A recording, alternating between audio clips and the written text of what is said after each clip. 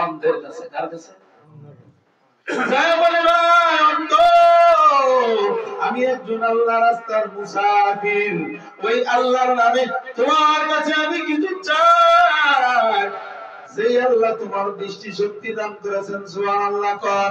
যে আল্লাহ তোমাকে এতগুলো ছাগলের মালিক বানাইছেন, আলহামদুলিল্লাহ কর। আল্লাহর বান্দা ডাক দিয়া কর, ও ভাই তুমি তো সত্য কথা বলেছো, কেমনে জানলা, কিভাবে জানলা, এটা আমার জানার দরকার নাই। তবে হ্যাঁ, তুমি যা বলছো সত্য বলছো, এক চুল পরিমাণ মিথ্যাও তুমি বলো নাই। বলে ওই যে বিশাল বড় ছাগলের পাল দেখা যায়, এই পালের মধ্যে যাও, তোমার যেটা মন চাই, যতগুলা মন চাই তুমি নিয়ে যাও, আমি বাধা দেব না। সুবহানাল্লাহ। আল্লাহ মানুষ নবীর পরীক্ষার জন্য পাঠালো ওই ফেরেশতা,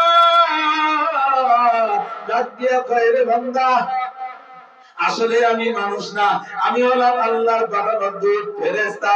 এ বান্দা, তোদের তিনজনকে পরীক্ষা করা ছিল, উদ্দেশ্য আল্লাহ, দুইজন ফেল করেছে নাশুকরি করার কারণে, আল্লাহ তাদেরকে যেমন ছিল তেমন বানায় দিয়েছে। আর তুমি শুকরিয়া আদায় করার কারণে আল্লাহ তোমার নিয়ামত বাড়ায় দিয়েছেন। সুবহানাল্লাহ। ছাগল লাগবে না রে ভাই, ছাগল দরকার নাই। আমি হলাম আল্লাহর ফেরেশতা, পরীক্ষা করাই ছিল মেন উদ্দেশ্য। তুমি আল্লাহর পরীক্ষায় পাস করেছো, এই জন্য তোমার সম্পদ শুধু আজ নাই, কিয়ামত পর্যন্ত তোমার যত বংশধর আসবে সবাই সম্পদের মালিক হবে।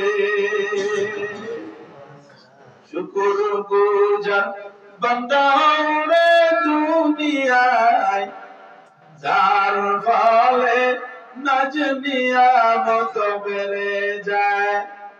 প্রভুর শুকর আদায় যদি না করো, কঠিন আযাব হবে তোমার কবর।